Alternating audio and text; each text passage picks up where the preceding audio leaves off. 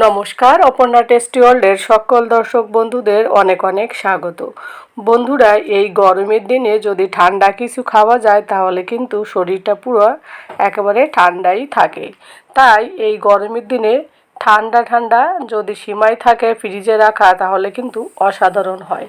তো চলো আজ আমি কিভাবে এই ঠান্ডা মিষ্টি সিমাই রেসিপি বানাবো সেটাই শেয়ার করব। প্রথমেই দেখো আমি এক বাটি মতো সিমাই নিয়ে নিয়েছি, তার মধ্যে দিয়ে দিলাম আমি বড় এক চামচের মতো ঘি।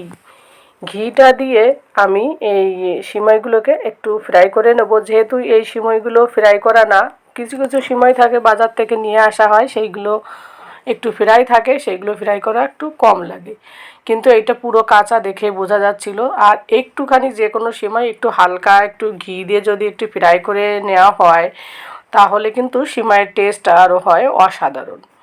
তো তার মধ্যে আমি দিয়ে দিলাম দুটো এলাচ মাঝখানে আর কি কেটে, মানে মাঝখানে ফেড়ে দিয়ে দিয়েছি দুটো এলাচ। এই এলাচের যে একটা ফ্লেভার, এটা কিন্তু এই সিমাইয়ের স্বাদকে আরও দ্বিগুণ বাড়িয়ে দেবে। তো সিমাইটাকে আমি একটু হালকা ব্রাউন করে ফ্রাই করে নিলাম। কালারটা যখন চেঞ্জ হয়ে এলো তখন কিন্তু এর মধ্যে আমি প্রথমে দিলাম জল। এই কারণে জল দিলাম, দুধ দিলে অনেক সময় কি হয়, গরম কড়াইতে দুধ দিলে দুধটা অনেক সময় বাইরে বেরিয়ে যায়। তো আমি আগে জল দিলাম, তো জলটা বাইরে বেরোলে অতটা লাগে না, কিন্তু দুধটা নষ্ট হলে খারাপ লাগে। তো ওই কারণে আগে আমি জলটা দিলাম। জলটা দেওয়ার পর তারপর এই যে 1 লিটারের মতো দুধ দিয়ে দিলাম। আর সিমাই রান্না করতে যত দুধ দেবে তত কিন্তু খেতে সিমাইয়ের টেস্ট আরও অসাধারণ হবে। জল কম দিয়ে যদি দুধ বেশি দেওয়া হয় তাহলে ভালো হয়। আর তোমরা তো দেখতে পারলে আমি ছোট্ট 1 কাপের মতো জল দিয়েছি, আর সাথে এই যে 1 লিটার দুধ দিয়ে দিলাম। দিয়ে এবার গ্যাসের ফ্লেম হাই করে রেখে দিয়েছি। এরপর আমি ভালো করে যাতে নিচে যেগুলো লেগে গিয়েছিল যখন আমি ফ্রাই করেছিলাম সেইগুলো যাতে ছেড়ে যায়, সেই জন্য ভালো করে আমি একটুখানি দুধের সঙ্গে সিমাইগুলোকে আলগা আলগা করে দিচ্ছি যাতে জড়ো হয়ে না যায়। আর সিমাইয়ের রেসিপিটা রান্না করতে কিন্তু খুব একটা সময় লাগে না। রান্না করার সঙ্গে সঙ্গে যদি তোমরা ঠান্ডা ঠান্ডা খেতে চাও সেই টিপসটাও তোমাদেরকে অবশ্যই দেবো। ভিডিওটা স্কিপ না করে ছোট্ট এই রেসিপিটি তোমরা দেখতে থাকো, আশা করি তোমাদেরও ভালো লাগবে। আর এই পর্যায়ে যারা এসেছো লাইক করতে ভুলে গেছো তারা প্লিজ একটা লাইক করে দিও। তোমাদের একটা লাইক একটা কমেন্ট আমাকে কিন্তু এই রেসিপিটা বানাতে আরও অনেকটা সাহায্য করবে। আর আমার রেসিপিগুলো সিম্পল এবং সাধারণ মশলা ছাড়া রেসিপিগুলো যদি তোমাদের ভালো লাগে, যারা নতুন বন্ধুরা প্রথমবার ভিজিট করছো, তাহলে আমার চ্যানেলটিকে যদি ভালো লাগে একটু সাবস্ক্রাইব করে দিয়ে আমার পাশে থেকে যেও। আর পাশে থাকা বেল আইকনটি প্রেস করে দিও, তাহলে প্রতিদিন আমি যে ভিডিওগুলো দেবো সেগুলো সবার আগে তোমাদের কাছে পৌঁছে যাবে।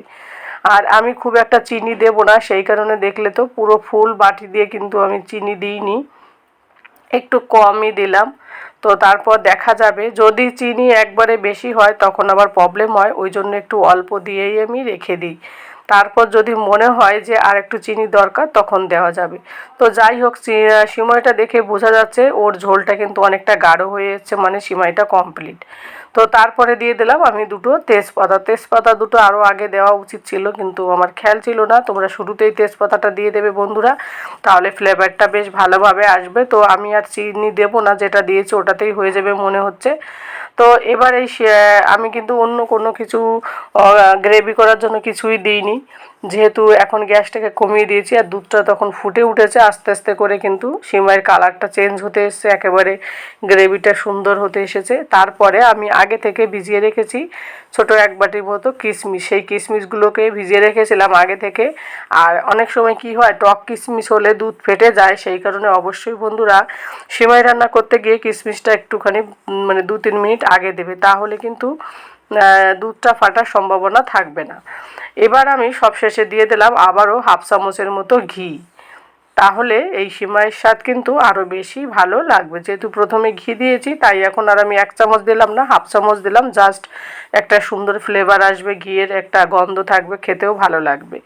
তো দেখেই বুঝতে পারছো আমার সিমাই রান্না প্রায় কমপ্লিট। এবার যারা ড্রাই ফ্রুটস খেতে চাও, আমন্ড কাজু, তারা দিতে পারো। আমার ছেলে যেগুলো ওইগুলো খায় না, বাচ্চা ছেলে, তো ওই কারণে আমি ওইগুলো দিইনি। কিশমিশটা পছন্দ করে তাই ওইটাই দিলাম।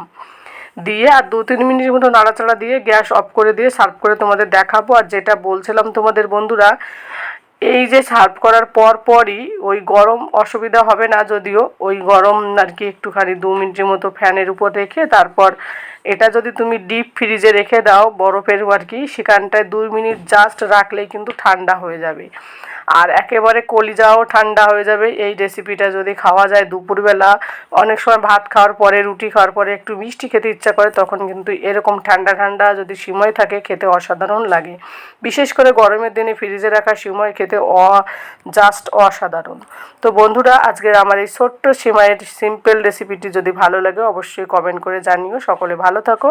আজকের ভিডিওটি এখানেই শেষ করছি। টাটা।